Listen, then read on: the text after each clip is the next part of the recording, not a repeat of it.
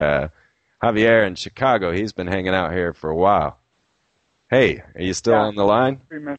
Hey, what's on your I sure mind? am. Well, I just had a couple of questions. First, the movie Knowing, by the way, actually is based on the whole solar flare theory that Mr. Thames was talking about. So that's quite interesting. But my first question was, what do you think about about the whole alien agenda that the Greys are like supposed to be the bad aliens and the Palladians are supposed to be the good aliens.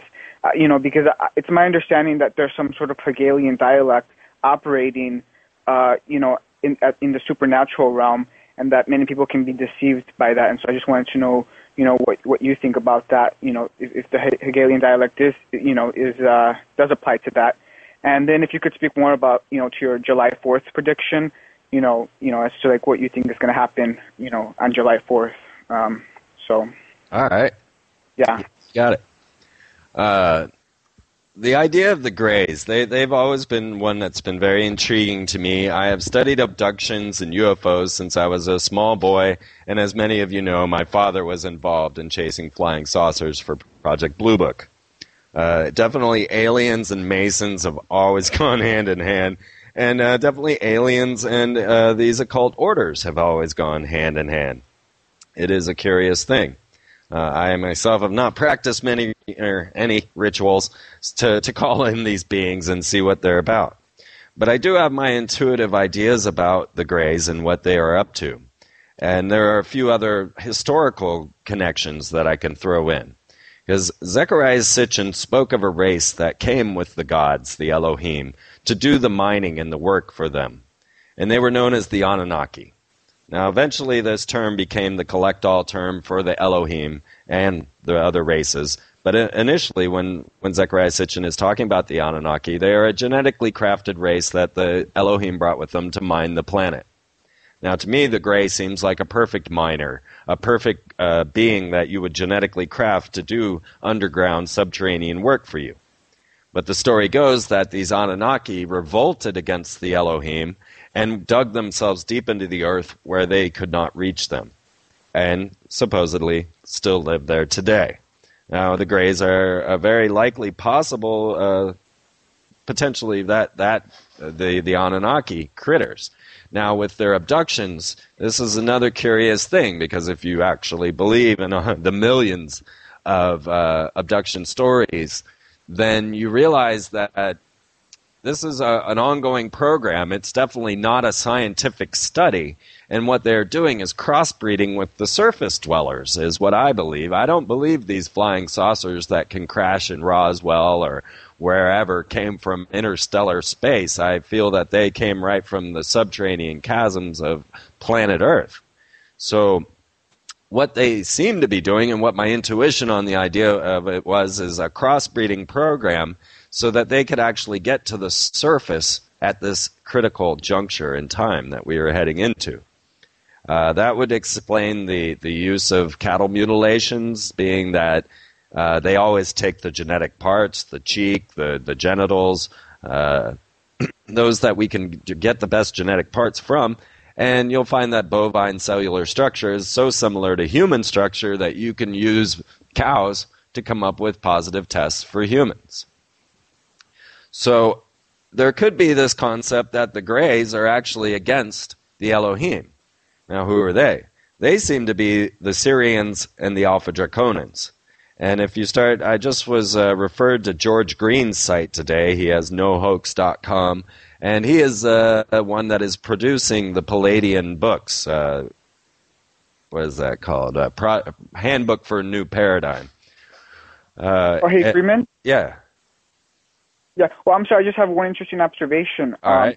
I know you're familiar with Billy Meyer, and the names of those Palladians that he says he's in contact with are Shemiza, or something like that, which is actually the name of a watcher. Right. Yeah, that's actually the name of a watcher in the Book of Enoch, and Quetzal, which sounds a lot like Quetzalcoatl, and he even describes him as like a bearded, white man in a robe, sort of like the Aztecs did. And so this sort of, makes me believe that maybe, the Palladians, are the bad guys, because in the Bible, these people were not supposed to be the good guys.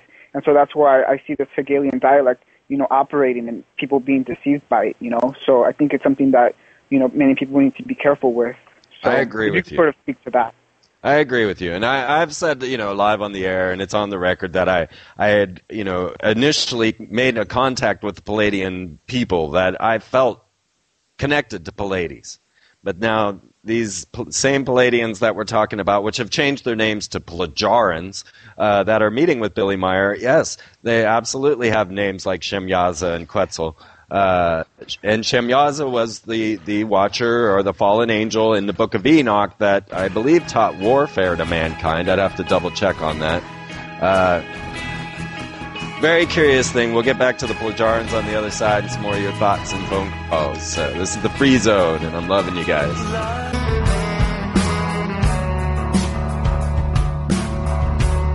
It's just hanging tight.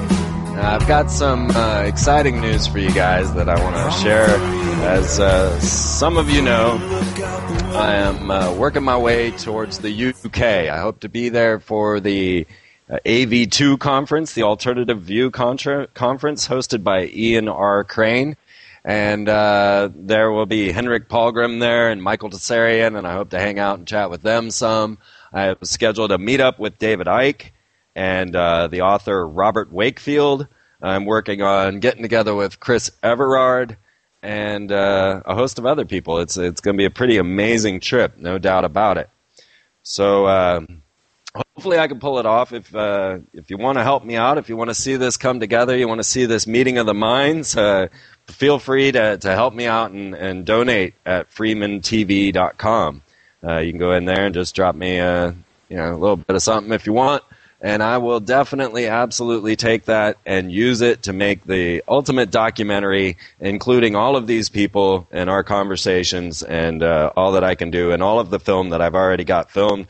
And this is a movie that's just going to blow some minds. I'm really looking forward to making it. And even if the economy crashes, I'm going to continue to make it because it's there for me to create. I'm really excited about it.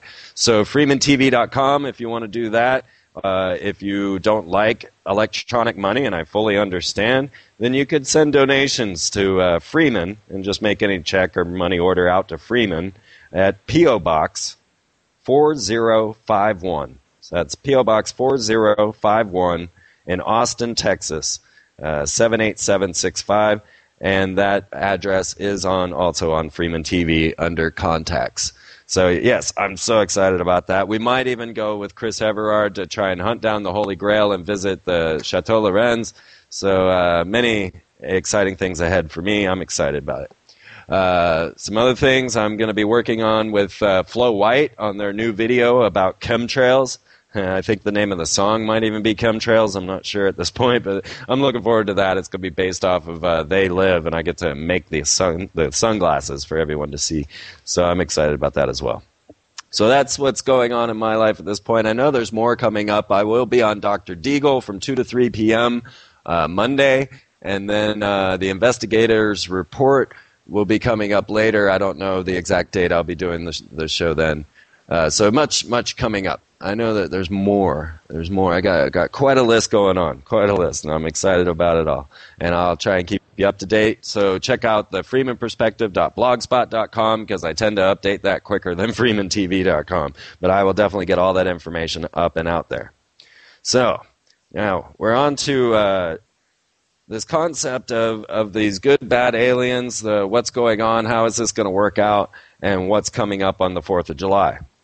Now, I was very curious that Ed Dames said that he was going to no longer put any of his work towards these Fortune 500 companies and people. He wanted to make contact. He says this is the most important thing because a race is coming to take over planet Earth in the aftermath of the coming calamities. And he is hoping to make contact with this race so that he's in a nice position when they arrive. I think that's very curious.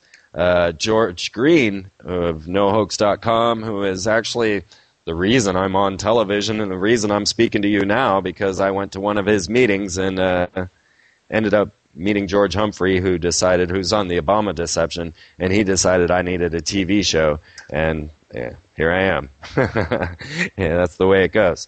So this idea of this race coming in to take over, I think, is something that has been in the works, has been programmed into us for a while now, is getting programmed into us through different works, through different understandings, and they're not hiding that anymore. I really do think they're going to come out and perhaps even discuss the structures on Mars and start getting into the ancient civilizations. I think that these things will start coming more and more to light. This is definitely something the Freemasons themselves are